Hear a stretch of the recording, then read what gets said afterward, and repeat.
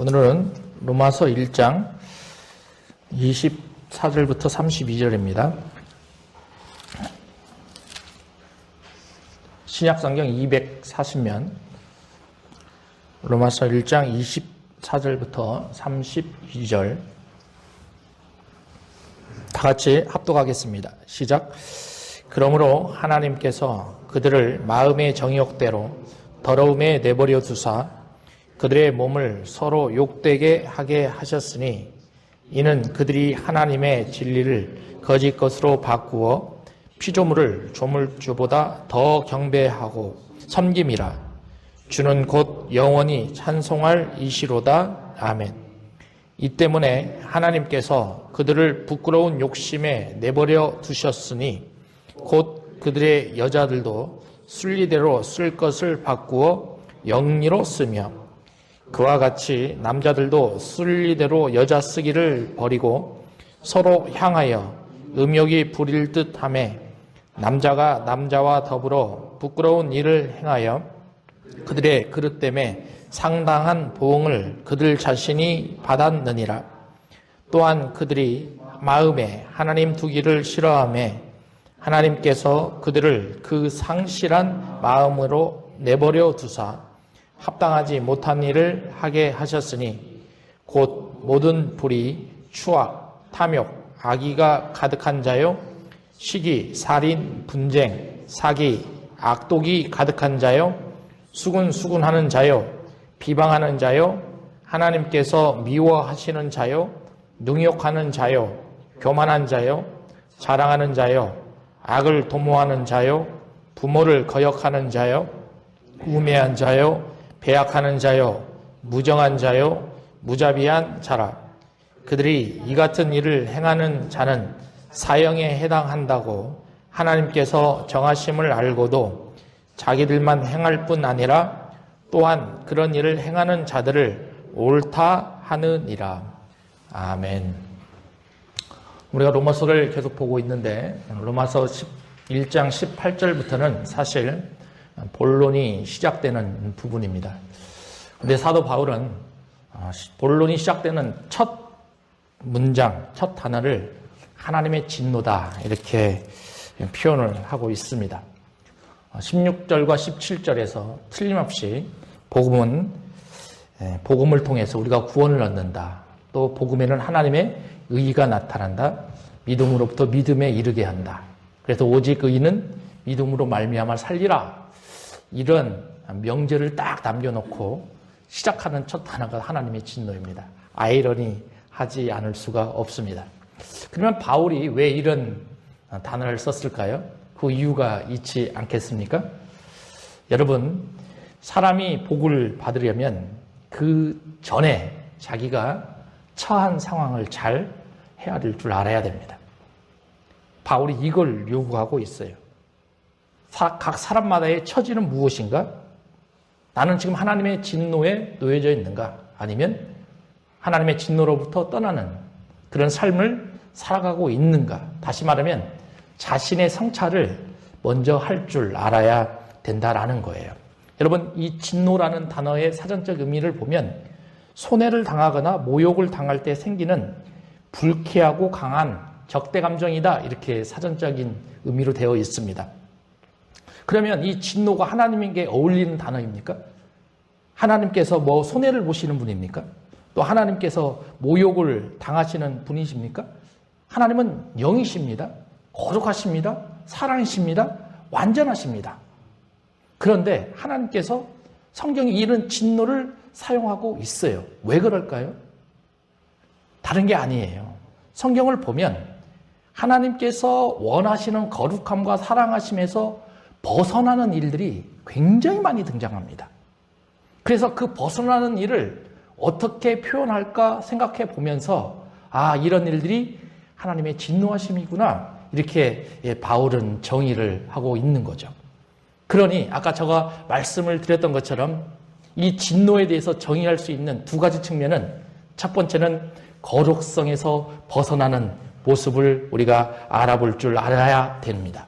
여러분, 출애굽기 19장 22절을 한번 보겠습니다. 또 여호와께 가까이 하는 제사장들로 그 몸을 성결히 하게 하라. 나 여호와가 그들을 칠까 하노라. 이렇게 되어 있습니다. 분명히 하나님께서 이스라엘 백성들에게 몸을 성결히 하라고 말씀하셨는데 만약에 그렇지 아니하면 하나님이 어떻게 한다고 그랬어요? 친다라고 그랬어요. 이런 게 진노입니다. 하나님이 거룩하니 우리도 거룩해야 되는데 우리 자신이 때로는 거룩함에서 멀리 떨어져 있는 그런 일들을 진행할 수 있다라는 거죠. 이럴 때 하나님이 치시겠다 이렇게 말씀하시는 거죠. 두 번째는 사랑하심입니다. 하나님은 사랑 그 자체이십니다. 그런데 하나님께서 사랑하시는 사람을 징계하십니다. 여러분 구약 성경을 잘 보십시오. 하나님께서 가장 많이 징계하신 백성과 민족이 어디입니까? 뭐 블레셋입니까? 아수르입니까? 애굽입니까? 아니에요. 누구를 가장 많이 징계했습니까? 이스라엘 백성을 가장 많이 징계했습니다. 왜 징계했습니까? 가장 사랑하니까. 가장 사랑하니까 그들이 거룩한 삶을 살아가고 사랑스러운 삶을 살아가고 하나님을 올바로 알 수 있게끔 인도해 주시기 위해서 하나님은 징계라는 단어를 사용하셨다라는 거예요. 잠언서 3장 12절을 보십시오. 대저 여호와께서 그 사랑하시는 자를 징계하시기를 마치 아비가 그 기뻐하는 아들을 징계함과 같으니라. 이렇게 되어 있습니다. 여러분 그러니 우리가 때로는 신앙생활하면서 징계라는 단어를 받을 때 우리는 하나님이 나를 사랑하시는구나 이런 측면으로 해석을 해야 된다는 거죠. 여러분 그런데 오늘 본문의 구조를 한번 바라볼 필요가 있습니다. 18절에 먼저 보십시오. 하나님의 진노가 나타나는 두 가지 측면을 바울이 표현을 하고 있는데 그 첫 번째 단어는 불경건함입니다. 경건치 않음이죠. 이것은 종교적인 죄를 가지고 있어요. 그래서 18절부터 23절, 어떤 사람들은 25절까지 여기에 대해서 논하고 있다 이렇게 평가를 합니다. 그 다음에 두 번째는 불의죠. 불의. 이 불의라는 측면은 도덕적인 죄성을 강조를 하고 있습니다. 그래서 26절부터 32절까지 이 도덕적인 측면이 뭐가 잘못됐는가 여기에 대해서 바울이 풀어가고 있다라는 거죠. 여러분 히브리서 9장 27절을 보십시오. 같이 읽습니다. 시작. 한 번 죽는 것은 사람에게 정하신 것이요 그 후에는 심판이 있으리라 이렇게 돼 있어요. 여러분 인생에는 두 가지 진리가 있어요. 그 첫 번째 진리는 모든 사람은 어떻게 된다? 죽는다라는 거예요. 그리고 난 다음에는 뭐가 있다? 심판이 있다라는 거죠. 여러분 야외에서 생활할 때 배가 고프면 어디 가죠? 배가 고플 때 찾아가는 곳이 어디예요? 음식점 찾아가지 않습니까? 음식점에서 밥을 많이 먹잖아요. 그리고 밥 먹은 후에 그냥 나와요?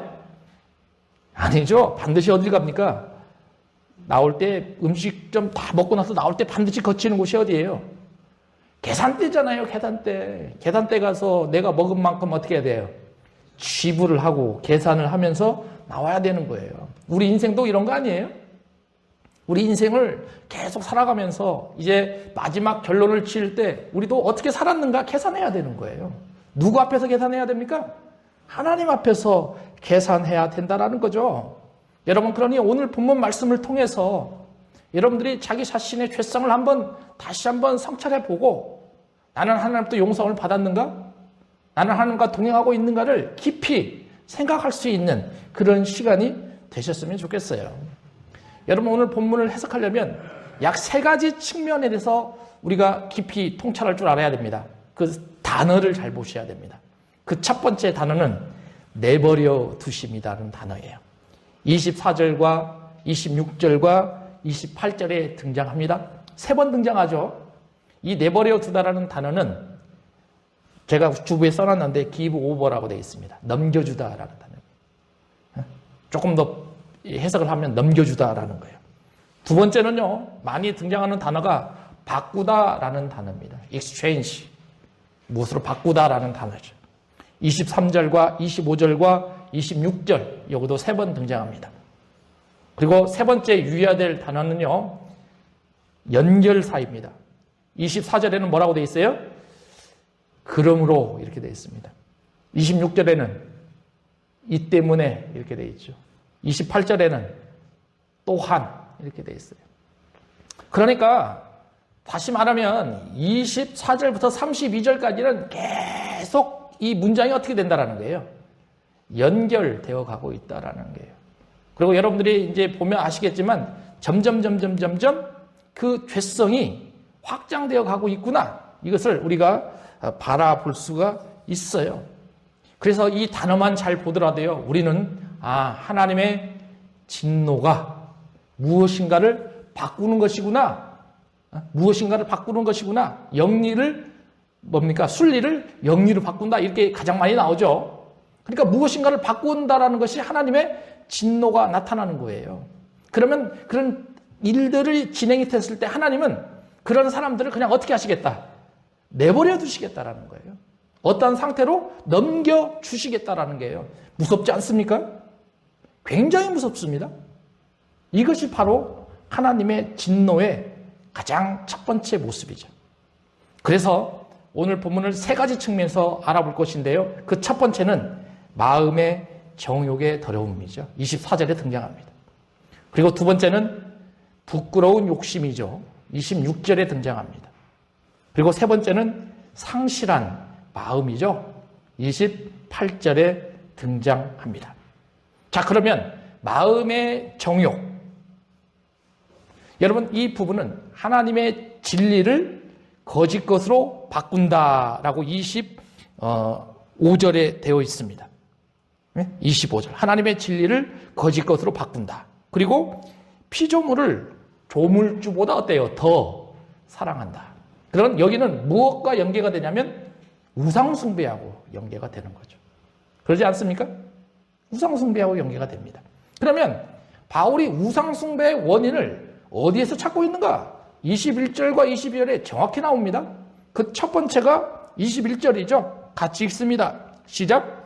하나님을 알되 하나님을 영화롭게도 아니하며 감사하지도 아니하고 오히려 그 생각이 허망하여지며 미련한 마음이 어두워졌다. 이렇게 돼 있어요. 그러니까 우상숭배의 가장 먼저 된 원인은 인간의 마음이 죄로 인해서 어떻게 됐기 때문에 어두워졌어요. 어두워졌기 때문에 자꾸 우상숭배를 찾을 수밖에 없어요. 인간이 마음이 어둡다는 것은 그의 마음속에 하나님이 뿌리 잡지 못한다라는 거죠. 하나님이 없어요. 하나님을 찾지 않습니다. 계속 욕망이 나옵니다. 정욕이 나옵니다. 인간 중심의 삶으로 살아가기 위한 그런 일들을 아우성치는 모습이죠. 그리고 이제 두 번째입니다. 22절도 같이 읽습니다. 시작. 스스로 지혜 있다 하나 어리석게 되었다. 이렇게 돼 있어요. 그러니까 우상숭배하는 두 번째 이유는 인간이 스스로 뭐가 있다? 지혜가 있다. 자랑하는 거예요.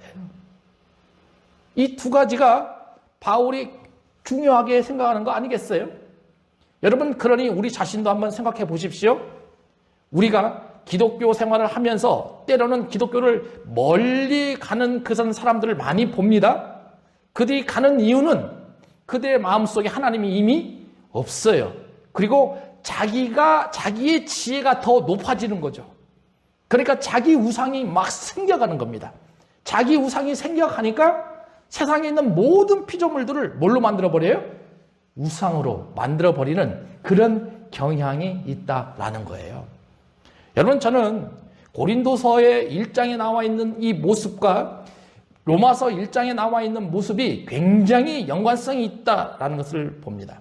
여러분, 고린도전서 1장 17절부터 31절의 사이에는 지혜라는 단어가 13번이 나옵니다. 그리고 2장에는 약 9번 나오고요. 3장에는 5번 정도 나오거든요. 여러분, 그러니 사도 바울이 고린도 교회에 편지를 쓰면서 정말 바울이 강조하고 싶었던 것 중에 하나는 바로 하나님의 지혜가 무엇인지를 올바로 알게 하는 것. 다시 말하면 하나님의 지혜를 올바로 알게 된다면 그 사람은 우상숭배의 삶에서 벗어날 수 있다는 것을 가르치고 싶었던 거예요. 여러분, 고린도전서 1장을 한번 찾아보겠습니다. 신약성경 263면입니다.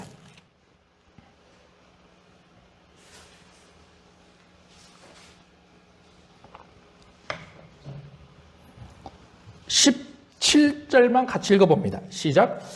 그리스도께서 나를 보내심은 세례를 베풀게 하려 하심이 아니요 오직 복음을 전하게 하려 하심이로되 말의 지혜로 하지 아니함은 그리스도의 십자가가 헛되지 않게 하려 함이니라. 여러분 보십시오. 바울이 무슨 소리를 들으냐면 11절에 보면 근로의 집으로부터 분쟁이 일어났다는 소리를 듣습니다. 그런데 그 분쟁의 원인이 세례의 문제입니다. 그런데 바울은 세례가 중요하다, 중요하지 않다. 중요하지 않다. 17절에 보니까 바울의 복음을 전하는데 가장 중요한 것은 오직 복음을 전하는 것.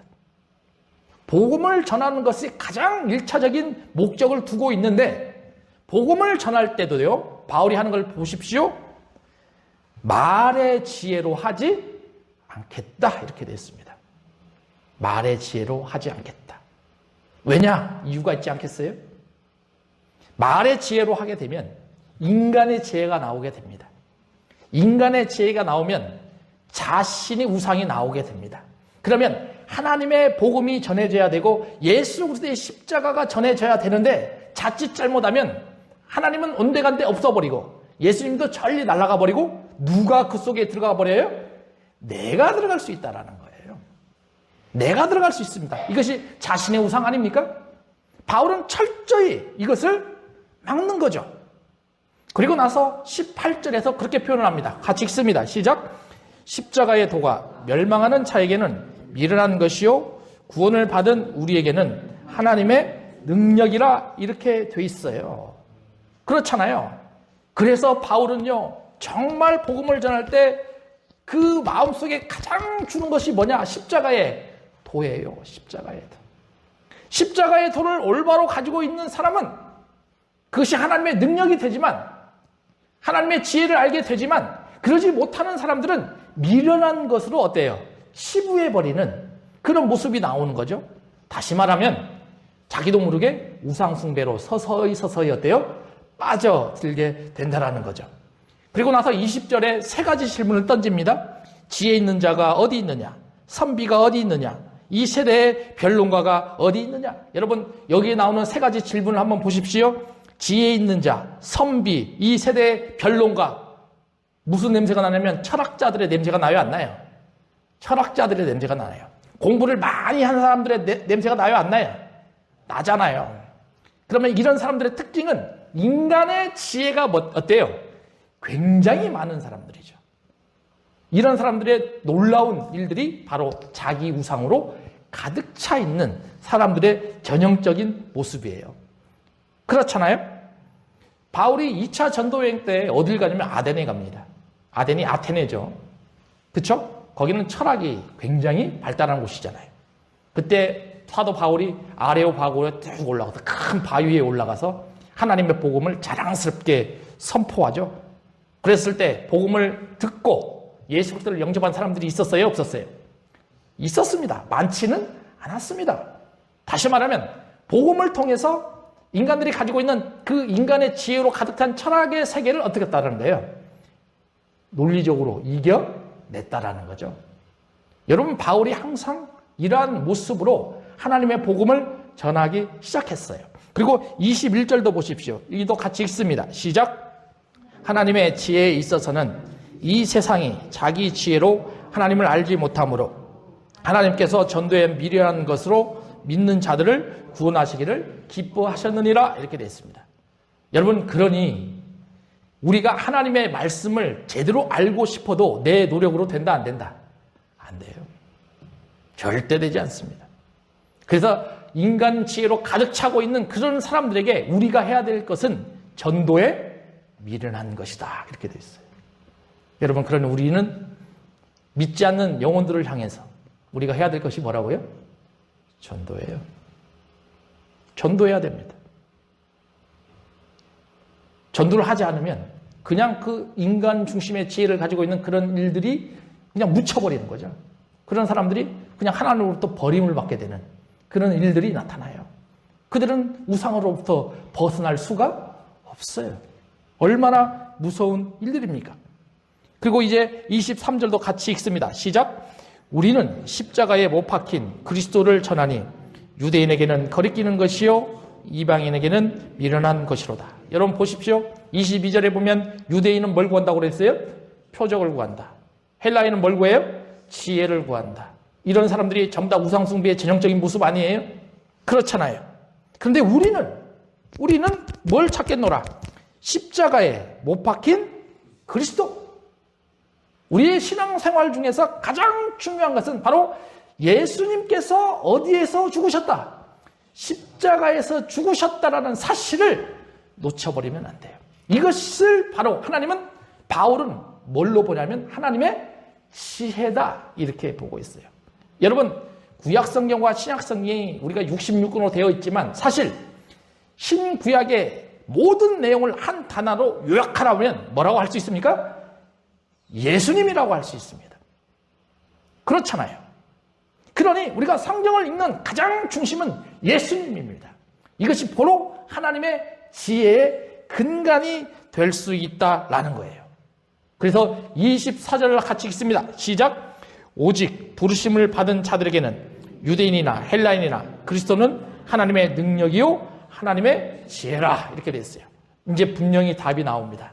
하나님의 지혜는 바로 누구시다? 예수 그리스도다라는 거예요. 여러분 그러니 우리가 참다운 우상 숭배로부터 벗어나길 수 있는 유일한 방법은 몇 가지예요? 한 가지. 그분이 누구라? 예수 그리스도다라는 겁니다. 다른 것에서 초점을 맞추지 마십시오. 내 노력으로 무엇인가 그것을 세워가려고 하지 마십시오. 정답은 누구다? 예수 그리스도라는 거예요. 조금만 더 봅니다. 이제 바울은요 25절부터 32절 사이에서 놀라운 일을 또 선포를 합니다. 25절에 그렇게 되어 있습니다.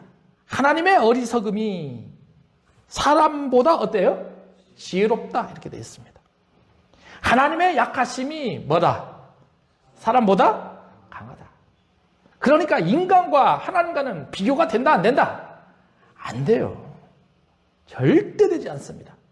그러니 바울의 입장에서 계속 이런 표현을 하는 이유는 너희들이 신앙생활을 하면서 인간의 지혜를 찾아가지 말고 누구의 지혜를 쫓아가라. 하나님의 지혜를 쫓아가라는 것을 선포하는 것입니다. 그래서 26절에 고린도 교회를 향해서 형제들아 이렇게 불러내는 것입니다. 형제들아 너희를 부르심을 보라. 너희를 부르심을 보라. 이 너희에다가 누구를 집어넣어봐요? 우리를 한번 집어넣어봐요. 형제들아 우리를 부르심을 한번 보라. 육체를 따라 지혜로운 자가 많지 아니하며 능한 자가 많지 아니하며 물번 좋은 자가 많지 아니하다. 여러분 내 자신을 한번 생각해 보시오. 나는 여기에 해당됩니까? 제가 볼 때 우리 교인들은 대부분 다 여기에 해당됩니다. 뭐 놀랄 필요 없어요. 거의 대부분 다 여기에 해당됩니다. 그런데 하나님은 이런 사람들을 어떻게 한다? 선택하시겠다라는 겁니다. 왜 선택하시느냐? 미련한 자를 생각하면서 지혜 있는 자들을 어떻게 하시기 위해서? 부끄럽게 하기 위해서. 문벌 좋은 자들을 뭡니까? 선택하셔서 뭘 하기 위해서? 뭡니까? 물번 좋은 자들 뭡니까? 세상에서 천한 자들을 선택해서 물번 좋은 자들을 어떻게 하기 위해서? 부끄럽게 하기 위해서. 그러지 않나요? 이것이 바로 하나님의 방법인 거예요. 여러분이 그러니 하나님의 지혜를 쫓아가게 된다면 여러분들은 이제 그리스도와 동행하며 살아갈 수 있을 것이고 여러분들 앞에 놓여져 있는 그 어려운 우상 숭배의 문제를 해결해 갈 수 있다라는 것입니다. 여러분 그러니 누구를 마음에 두십시오? 예수 그리스도를 여러분들의 마음에 두십시오. 그것만이 우상 숭배를 이겨낼 수 있는 유일한 길이다라는 것입니다. 이제 바울은 두 번째 전환으로 들어갑니다. 그것이 바로 26절과 27절입니다. 26절에 맨 첫 단어가 뭐라고 되어 있어요? 이 때문에 이렇게 되어 있습니다. 그러면 여기 나타나는 그 이 때문에도 어딜 나타내냐면 앞부분을 나타내고 있는 거죠. 25절을 가르칩니다. 25절에 뭐라고 되어 있냐면 하나님의 진리를 거짓 것으로 바꾸어 피조물을 조물들보다 더 경배하고 섬김이라 이렇게 됐죠. 바로 우상 숭배를 나타내는 내용 아니겠습니까? 그렇잖아요. 그런데 이 때문에 하나님께서 그들을 부끄러운 욕심에 내버려 두셨다 이렇게 되어 있습니다. 근데 그 이유가 뭐냐? 그들이 여자들도 순리대로 쓸 것을 바꾸어 뭐로 쓴다? 영리로 쓴다. 여러분, 우상 숭배가 끝나고 나니까 이제 발생되는 것이 무엇이냐면 영리 현상이 나타나는 거예요. 이 영리 현상이라는 것은 뭐냐면 하나님께서 만들어 놓으신 그 질서를 이제는 어떻게 하겠다? 파괴시켜 버리겠다라는 거예요. 점점 그 농도가 어떻게 하고 있어요? 높아지고 있어요. 무서워지고 있다라는 거죠. 그러면 바울이 7절과 27절에 있는 모습을 가만히 읽어보면 바울이 무엇인가 예를 하나 드러내는데 그 예가 뭐냐면 동성애에 관한 예예요. 그러면 그 당시에 로마에 있었던 가장 사회적으로 문제가 되었던 그 일들이 뭐라? 성적 타락이었다라는 거죠. 그 성적 타락이 바로 질서를 파괴하고 있는 가장 문제가 되는 모습이었다는 것을 우리가 인식할 수 있다는 거죠. 여러분, 그 당시에요, 많은 역사가들이 조사를 해봤습니다. 로마에 과연 어떠한 성적 타락이 있었는가를 조사를 해보니까 로마 황제에 로마 황제가 총 15명 정도가 있었어요. 이렇게 진행이 되면서. 근데 그 15명 중에 14명이 동성애자예요.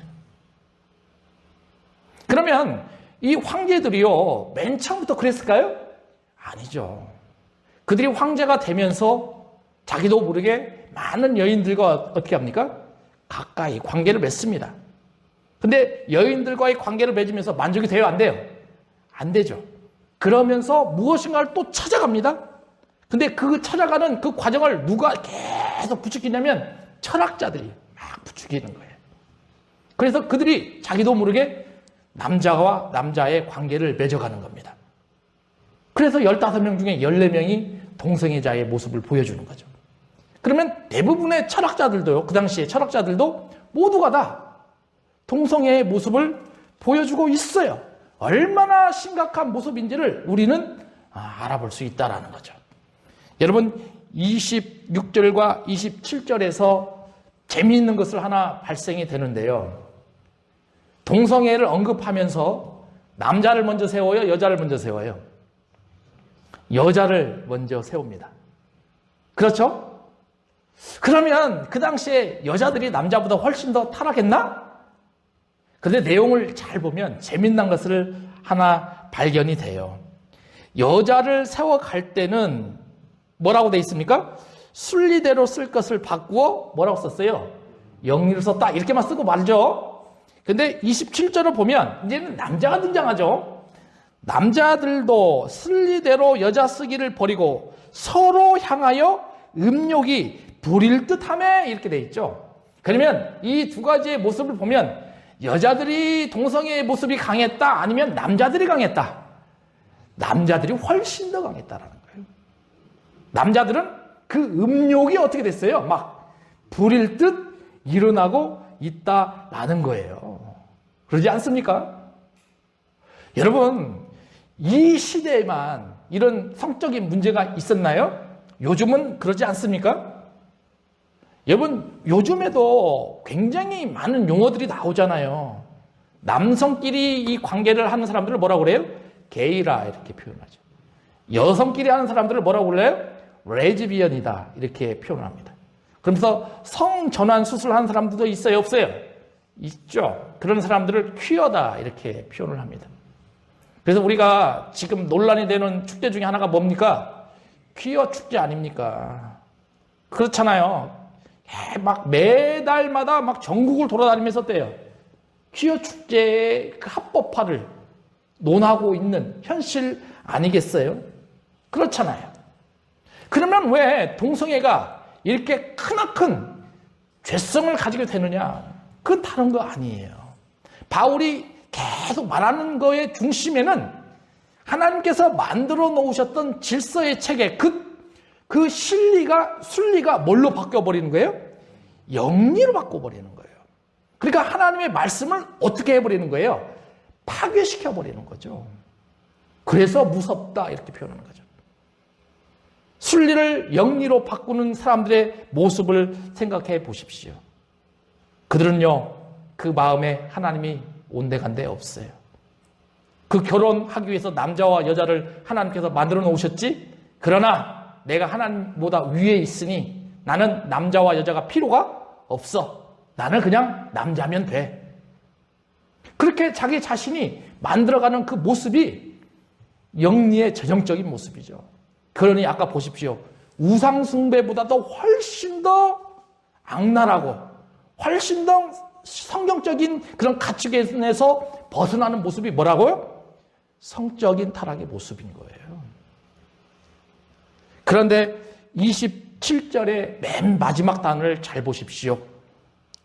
그릇 때문에 상당한 보응을 그들 자신이 어떻더라? 이미 받았다. 이렇게 되어 있습니다. 여러분, 지금은 좀 덜 그렇지만 한 15년, 20년 전만 해도 동성애자들이 사회에 나왔습니까? 예?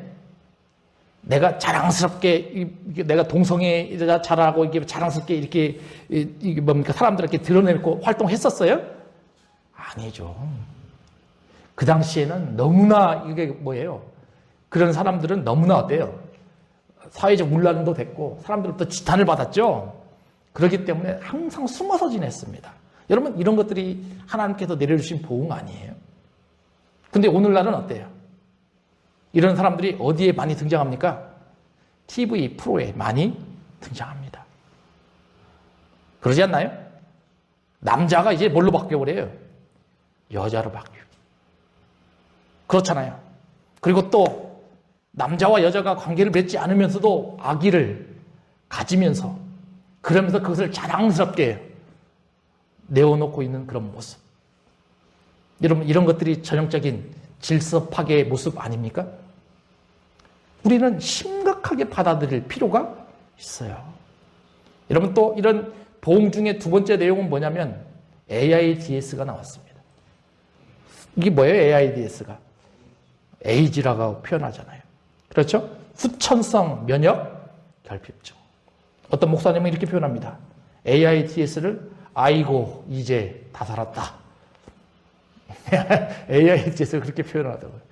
뭐라고요? 아이고 이제 다 살았다. 통계청에서 한번 조사한 모습을 제가 봤어요. 2023년도에 우리나라의 에이즈 인구가 얼마나 되냐? 약 1442명이라고 표현합니다. 근데 이것보다 더 많아요, 적어요? 많겠죠. 그렇죠? 왜냐하면 여기 있는 사람들은 질병관리청에 신고한 사람들이니까. 감추고 있는 사람들이 너무나 많다는 거죠. 더 문제가 되는 것은 이 1442명 중에 10대가 90%. 깜짝 놀랄 상황이죠. 10대가 90%. 여러분, 왜 기독교 문화가 이렇게 중요하고 왜 우리가 질서 파괴를 하면 안 되는지의 문제가 이런 데에서 나오는 거예요. 여러분, 그러니 우리는 기도해야 됩니다. 바울이 지금 로마서 1장에서 하나님의 이 진노에 대해서 언급하면서 이 본론에 들어가면서 가장 먼저 적어놓는 그 이유는 다른 게 아니에요. 너희들 자신을 먼저 어떻게 하라고? 잘 살펴보라라는 거예요. 나 자신을 먼저 잘 살펴보라라는 거예요. 그리고 나서 너희들이 하나님의 의를 통해서 진정한 구원을 얻을 수 있다라는 거죠. 그래서 하나님의 진노를 표현해 놓은 것입니다. 여러분, 이제 마지막이에요. 28절에 보면 이제는 또 무슨 단어가 나옵니까? 또한 이런 단어가 나와요. 그렇잖아요. 그럼 이 또한은 이제 또 어디하고 연계가 되냐면 바로 여 위에 있는 동성애 문제하고 연계가 되는 거죠. 그런데 이번에는 그 농도가 조금 더 어때요? 더 심해집니다. 바울이 그렇게 기록하고 있습니다. 세 번째는 뭐라 합니까? 그 마음에 하나님 두기를 싫어하며 하나님께서 그들을 상실한 마음대로 어떻게 한다? 내버려 두시겠다. 이렇게 됩니다. 상실한 마음에 내버려 두게 되면 그 사람들은요, 사회적인 온갖 도덕적인 부패가 나타날 수밖에 없어요. 그런데 그 도덕적인 부패를 바울은 몇 가지로 적나라하게 풀어놓냐면 21가지로 쭉 풀어놓습니다. 예? 그것이 바로 29절부터 어디까지입니까? 31절까지의 내용이에요. 21가지의 부패와 타락의 모습, 로마 시대에도 그랬고 오늘날 우리나라 시대도 이런 모습이 있어요? 없어요? 있습니다. 그러지 않습니까? 그런데 바울은요 32절에 그렇게 쫙 표현을 합니다. 같이 읽습니다. 시작. 그들이 이 같은 일을 행하는 자는 사형에 해당한다고 하나님께서 정하심을 알고도 자기들만 행할 뿐 아니라 또한 그런 일을 행하는 자들을 옳다 하느니라. 이렇게 돼 있어요. 사람들도 안다라는 거예요. 이런 일을 행하는 사람들은 어디에 해당한다? 사형에 해당한다는 것을 그들 자신도 안다라는 거예요. 그런데 자기들만 행할 뿐 아니라 그런 일을 행하는 자들을 어떻게 한다? 옳다고 여겨가고 있는 그런 모습. 여러분 무섭지 않습니까?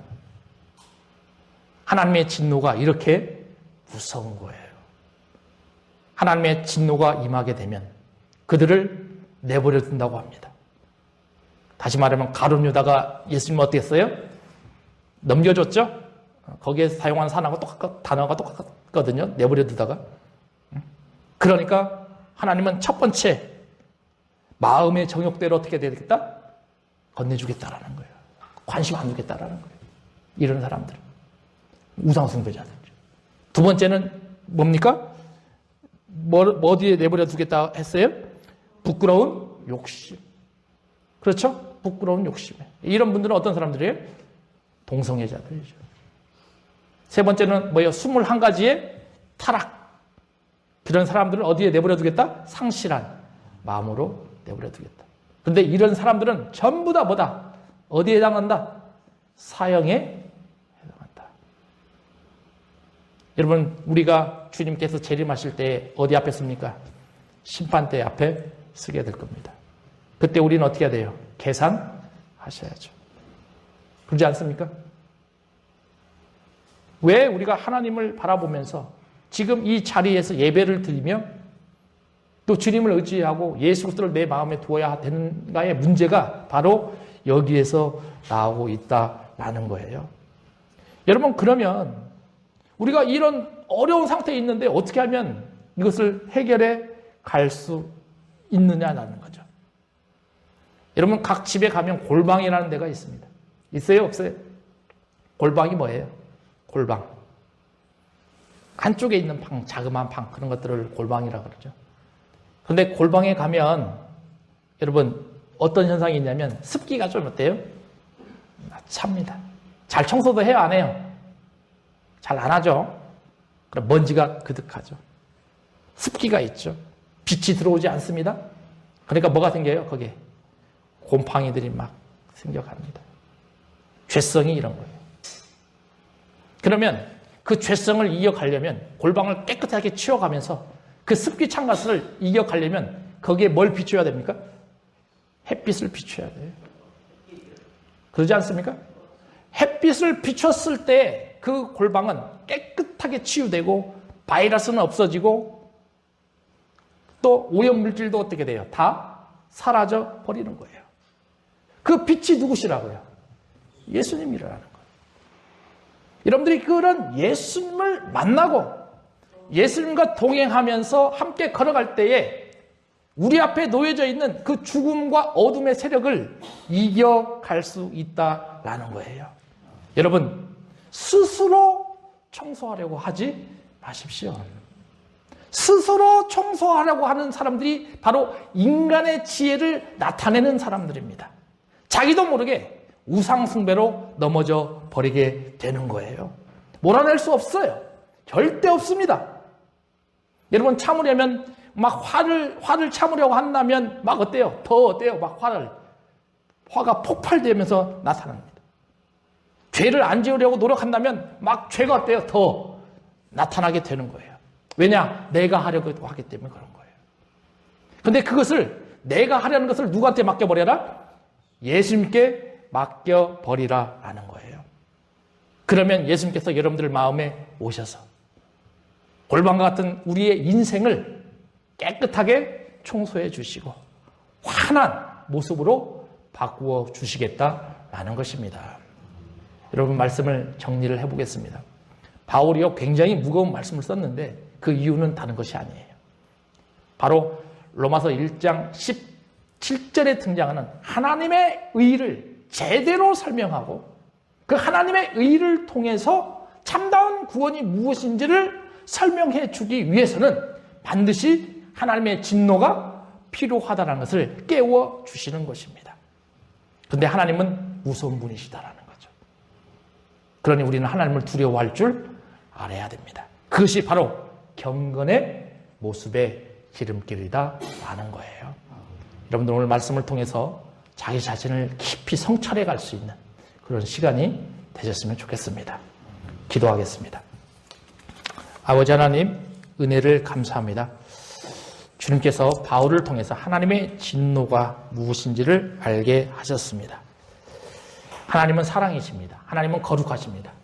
하나님은 그 자체에 죄성이 없으십니다. 그러나 우리 인간들이 죄로 말미암아 하나님의 그런 모습에서 벗어나는 행동을 하게 됩니다.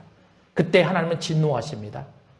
우리에게 부끄러운 욕심으로 내버려 두신다 하셨습니다. 상실한 마음으로 또 부패한 마음으로 내버려 두신다 하셨사오니 아버지 하나님, 우리가 이런 모습을 잘 기억하고 우리 신앙생활에 적용시켜 가면서 올바른 하나님의 의가 무엇인지 알 수 있도록 인도하여 주시옵소서. 우리나라의 현재의 모습도 너무나 어렵습니다. 하나님, 그 어려움도 내가 해결하지 않도록 도와주시고 오직 예수 그리스도께 맡기며 예수 그리스도가 이 모든 것을 해결할 수 있도록 인도하여 주시옵소서. 예수님의 이름으로 기도하옵나이다. 아멘.